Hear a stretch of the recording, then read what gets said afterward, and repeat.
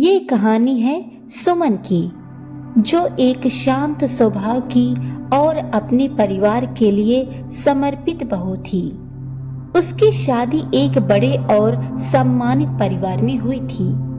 सुमन हमेशा अपने ससुराल वालों का सम्मान करती थी और उनकी हर बात मानती थी।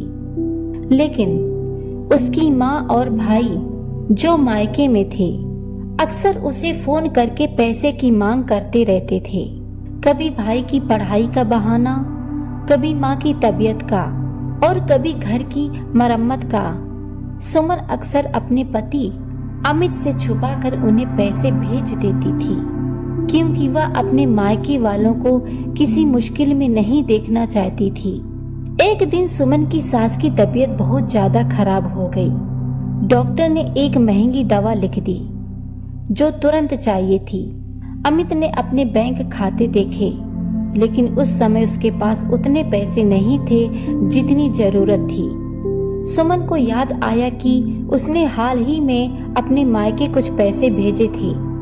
ये सोचकर कि उसकी माँ को एक छोटी मोटी सर्जरी करवानी है, उसने सोचा कि अगर वह अपनी माँ से कुछ दिनों के लिए पैसे वापस मांग ले तो सास की जान बच जाएगी और बाद में वह उन्हें वापस कर देगी। उसने तुरंत अपनी माँ को फोन किया, सारी बात बताई। माँ ने कहा, बेटी, पैसे तो मैंने अस्पताल में जमा करवा दिए, अब तो कुछ नहीं हो सकता। सुमन थोड़ी निराश हुई, लेकिन उसने सोचा कि माँ की अपनी मजबूरी होगी। अगले दिन सुमन की ननंद प्रिया अपने बच्चों के साथ घर आई।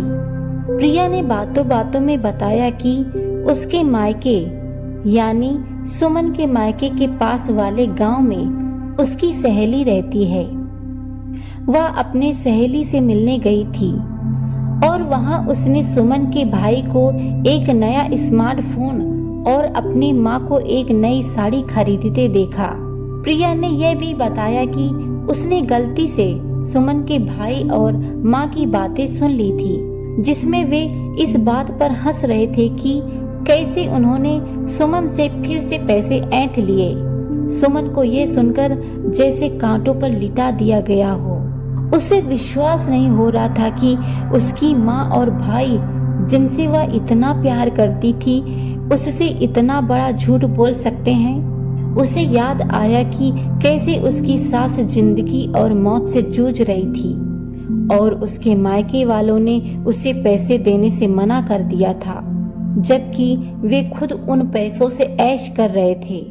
उस दिन सुमन ने अपने पति अमित को सब कुछ बता दिया।